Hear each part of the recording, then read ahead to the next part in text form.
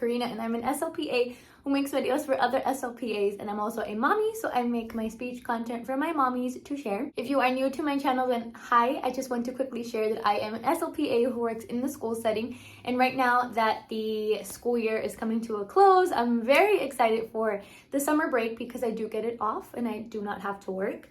However, it's a lot harder to stay motivated for the remainder of the school year. After spring break, I feel like a lot of people are kind of checked out and you're just counting down the days until the end of the school year.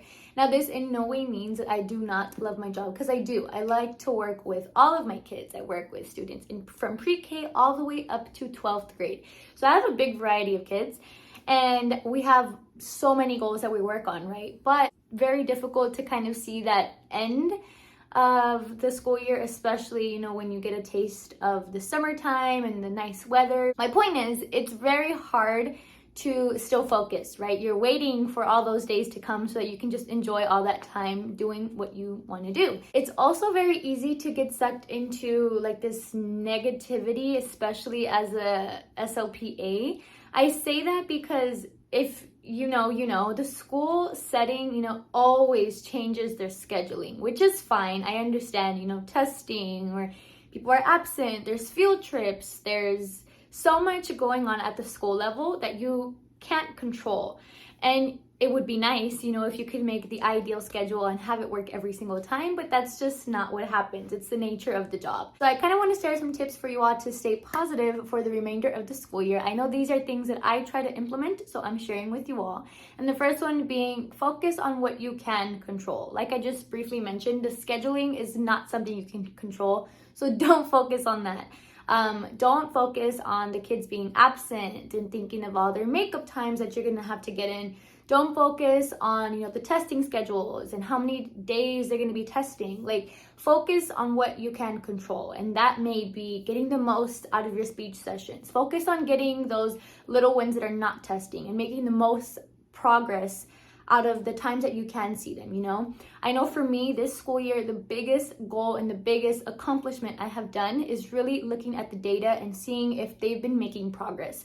Now, I've talked about this before, but if they're not making progress, like, what can I change? And then I feel like the testing days and all that scheduling is kind of used to my advantage. You know, one, yes, I do see less kids, but two, you can definitely use this time to focus on what you need to focus on. So this may be looking at the data and seeing, you know, has little Johnny progressed at all in his L sound? Has Susie progressed at all in using her pronouns? If she has, how much? What can we still work on to get the most out of the time that I'm seeing her?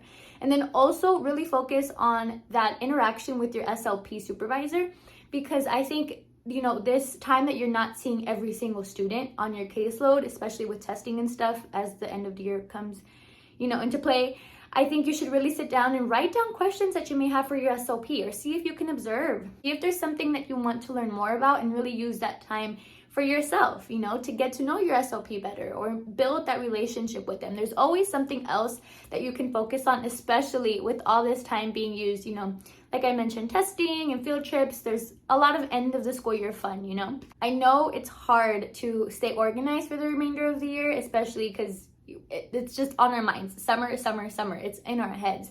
And we're excited about the end of the school year and getting all this time to ourselves. But stay organized. I really urge you to do this, because I think that's going to help you finish out strong.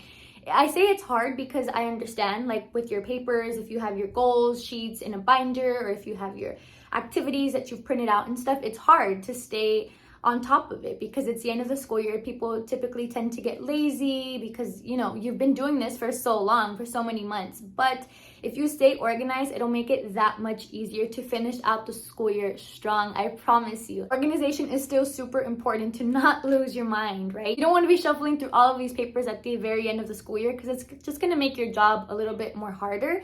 And you're going to have to be using that extra time to shuffle through these papers and sort things and look through all these papers, look through your binder. So don't do that. Just try your best to stay organized. Lastly, make sure you finish out the school year strong. Of course, I want everyone's goal, right? I know this is my goal, to see some progress in your kids, of course, but also you want to be proud of the school year. You don't want to leave, the 21-22 school year and be like, oh, I should have done this. I should have worked a little bit harder in this.